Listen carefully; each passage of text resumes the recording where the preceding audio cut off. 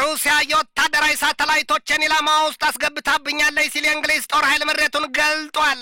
የእንግሊዙ ዋና የስለላ ተቋም ደግሞ እንግሊዝ በቻይናና በሩሲያ እንዲሁም በኢራን ኢላማ ውስጥ ናት ሲል በጥብቅ አስጠንቅቋል። በእንግሊዝና በሩሲያ መካከል ውጥረቱ ክፉኛ መካረሩም ተሰምቷል። በሌላም ዜና የጋዛ ሰርጥን ጦርነት ማብቃት ተከትሎ የአሜሪካው ፕሬዚደንት ዶናልድ ትራምፕ ልዩ መልእክተኛቸውን ስቲቭ ዊትኮፍን ትኩረታቸውን በሩሲያ ላይ ያደርጉ ዘንድ ትዕዛዝ መስጠታቸው ተሰምቷል።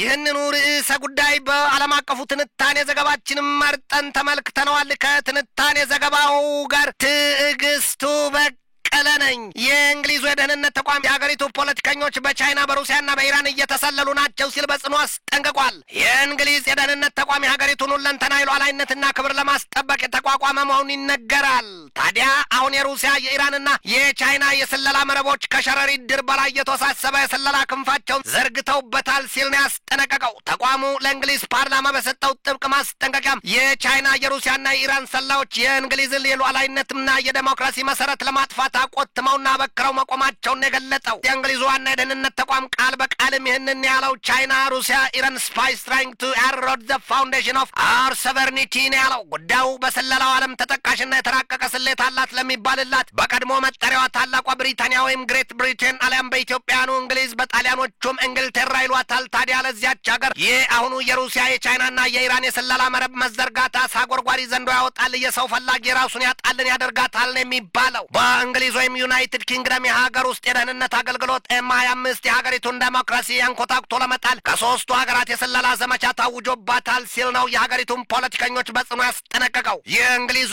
ጠቅላይ ሚኒስትር ኬር ስታርመር የሀገሪቱን ብሔራዊ ጸጥታ የያዙበትን መንገድ ዞር ብለው ይፈትሹ ዘንድና በእንግሊዝ ፖለቲካ ለሚሰሩ አካላትም እንዴት ስለላንና የውጭ ሀገራትን ጣልቃ ገብነት መከላከል እንዳለባቸው የሚያነቃ ደወልም ነው ተብሎለታል። እንግሊዝ በረዥም ጊዜ እቅድ ለውጭ ጣልቃ ገብነትና ለስለላ የኢራን የሩሲያና የቻይና እጆች የሚያደቡባት ሀገር መሆኗ ይነገራል። በቅርቡ እንኳን ሁለት ሰዎች ለቻይና ሲሰልሉ መያዛቸውና መከሰሳቸው እንግሊዝ ከቻይና ጋር ያላትን ግንኙነት ለማሻሻል ጠቅላይ ሚኒስትሯ ኬር ስታርመር የያዙትን ፖሊሲ እንዲያጤኑት የሚያደርጋቸው መሆኑን የተገለጠው ከዚያም ጋር የተደማመረውና የቀድሞው የዌልሱ መሪ ኒጌል ፋራጅ ሰውየው በእንግሊዝ የቀይ ክንፉ የተሐድሶ አራማጅም ናቸው ይሏቸዋል። ታዲያም ባለፈው ወር ዳጎስ ያለ የእጅ መንሻና ማማለያ እነርሱ በቋንቋቸው ብራይብስ ይሉታል ጉቦ መሆኑም ነው ከሩሲያ ተቀብለው ኖሮ ለሩሲያ ያደላ መግለጫ መስጠታቸው ነገሩን የባሰ በእንግሊዝ ፖለቲከኞች ዘንድ አለች ሲሏት አለቀች በቅምሻን አድርጎባቸዋል የተባለው የእንግሊዙ ዋና የደህንነት ተቋም አልፎ አልፎ በሚሰጠው ህዝባዊ ማብራሪያው የሀገሪቱን ፖለቲከኞች በጽኑ ነው ያስጠነቀቀው። የኢራን የሩሲያና የቻይና የስለላ መረብ ወይም ማሽክላ ተዘርግቶላችኋል ሲል የዚያን የሶስቱን ሀገራት ግብር መጠሪያ ስያሜም ሰጥቶታል። እንዲህ የሚል ትሬት አክተርስ ትናንት ለእንግሊዝ ፓርላማ ንግግር ያደረጉት የእንግሊዙ የጸጥታ ሚኒስትር ዳን ጃርቪስ በመልእክታቸው ይህ አዲስ የተሰማው የእንግሊዝ ዋና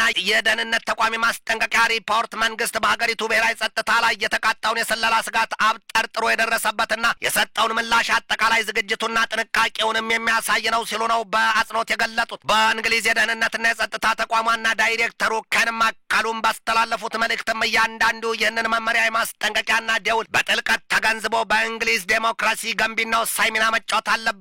ሁላችሁም ዛሬውኑ የሀገሪቱን ዴሞክራሲ ጠብቁ፣ ተንከባከቡ ነው ያሉት። እንግሊዝ ላይን ከተቃጣም ጦር በላይ ለሆነችባት ሩሲያ የቻለችውን ሁሉ ያጻፋ ምላሽ ለመስጠት ኃይሏን ቢሉ ገንዘቧንና እውቀቷን ስለማስተባበሯ የሚያሳዩባት ብዙዎች ናቸው። እንግሊዝ ሩሲያ በምዕራባዊ የባልካን ቀጠና የያዘችውን አቋምም በተገቢው ልትዋጋው ቃል መግባቷን ምን ያስታወቀችው። እንግሊዝ ያንን አቋሟን የገለጠችው ደግሞ ባለፈው ጥቅምት 8ና 9 በበርሊን ተሰባስበው በዶለቱት የውጭ ጉዳይ ሚኒስትሮች ጉባኤ ላይ ነው። በዚያ ስብሰባ ላይና በዚያ ወቅት ከተመከረባቸው ርዕሰ ጉዳዮች መካከልም ስለ እርቅ፣ ጸጥታ፣ የቀጠናውን የምጣኔ ሀብት ማሳደግ ጉዳይና የስደተኞች ጉዳይ እንዲሁም የአውሮፓ ህብረት በምዕራብ ባልካን ቀጠና ሀገራት ስለሚከተለው መንገድ መሆኑም የተገለጠው። በሌላም ዜና የእንግሊዝ ጦር ኃይል ሳተላይቶችን ኢላማ አድርጎብኛል ሲል ምሬቱን በሩሲያ ላይ አሰምቷል። የእንግሊዝ የጠፈር እዝ ባወጣው መግለጫ ሩሲያ የእንግሊዝን የጠፈር ምርምር ማዕከል መሰረተ ልማቶችና የወታደራዊ ሳተላይቶችን እያሰሰችና እየተከታተለች በኢላማ ቀለበቷ ውስጥ አስገብታለች ነው ያለው። በእንግሊዝ ጦር ኃይል የጠፈር እዙ ሜጀር ጀነራል ፖል ታድመን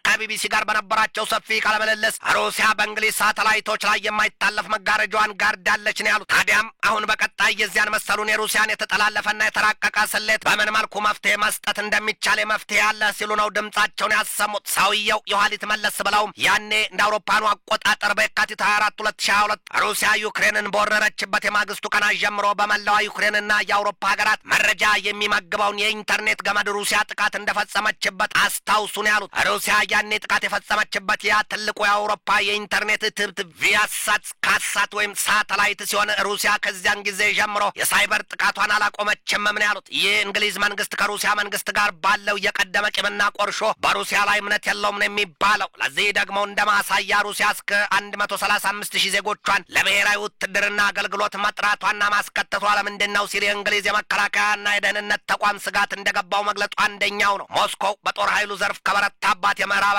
ጫናና ርብርብ አንጻር ይብሱን የጦር ኃይሏን ማጠናከሯና ኃይሏን ማበርታቷ ይነገራል። ባለፈው መስከረም 29 2025 የአውሮፓውያኑ የሩሲያው ፕሬዚዳንት ቭላዲሚሮቪች ፑቲን ለሀገራቸው 130,000 ወጣቶች በውትድርና ዘርፍ ያገለግሉ ዘንድ ጥሪ ማቅረባቸው አይዘነጋም። ፑቲን ያንን ጥሪያቸውን ተፈጻሚ ይሆን ዘንድ ጥሪ ያቀረቡት ደግሞ ከተያዘው የጥቅምት ወር እስከ ታህሳስ ወር ድረስ መሆኑም ይታወቃል። በዚያ የፑቲን ጥሪ መሰረትም እድሜያቸው ከ18 እስከ 30 ያሉ ወጣቶች በሀገሪቱ የውትድርና ዘርፍ የማገልገል ኃላፊነት እንዳለባቸው ነው የተገለጠው። ሩሲያ የዚያን መሰል የውትድርና አገልግሎት ጥሪ የምታቀርበው በዓመት 2 ጊዜ ሲሆን አንደኛው በክረምት ሁለተኛው በበጋው ወቅት መሆኑ ይገለጣል። ታዲያ ሩሲያ ባለፈው የክረምቱ ወቅትም 2025 160,000 ወጣቶች ወደ ጦር ኃይሏ መቀላቀሏን እንግሊዝ ታስታውሳለች። ታዲያም የሩሲያ የዚያ መሰሉ ከባድ ዝግጅት ለማን ነው የሚል ጥያቄና ስጋትን አጭሮባታል። ይህ ባንዴ እንዳለ ሩሲያ ከእንግሊዝ ጋር ካላት የተካረረ ውጥረት በላይ በዚህ ወቅት በዩክሬን የተነሳ ከአሜሪካም ጋር ወደ ባሰ የነገር አረንቋ መግባቷ ነው የሚነገረው። የአሜሪካው ፕሬዚደንት ዶናልድ ትራምፕ ከሩሲያ ጋር ዩክሬን ሰላም ትፈጥር ዘንድ ብርቱ ጥረት ቢያደርጉም የፈቱት ቋጠሮ እንደሌለ ይነገርባቸዋል። ትራምፕ ለዩክሬን የቶማሃውክ ክሩይዝ ሚሳይሎቻቸውን ለመስጠት ፍንጭ ማሳየታቸውን ተከትሎም ከሩሲያ ባለስልጣናት ዘንድ የሚሰጣቸው ማስጠንቀቂያ መጨረሻ አሳዛኝና አስከፊ ይሆናል። ያው በኒውክሌር የሚል ሆኖባቸዋል። ዩክሬን ደግሞ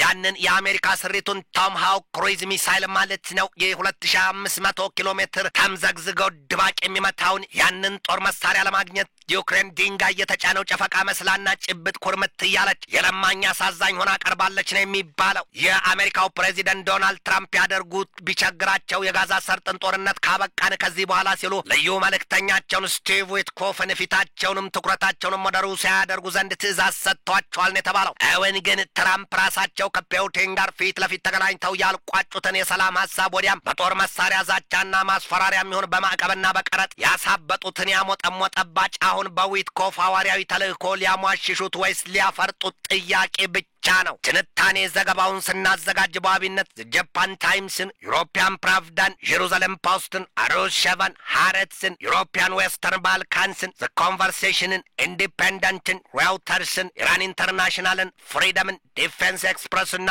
ፎክስ ኒውስን ተጠቅመናል።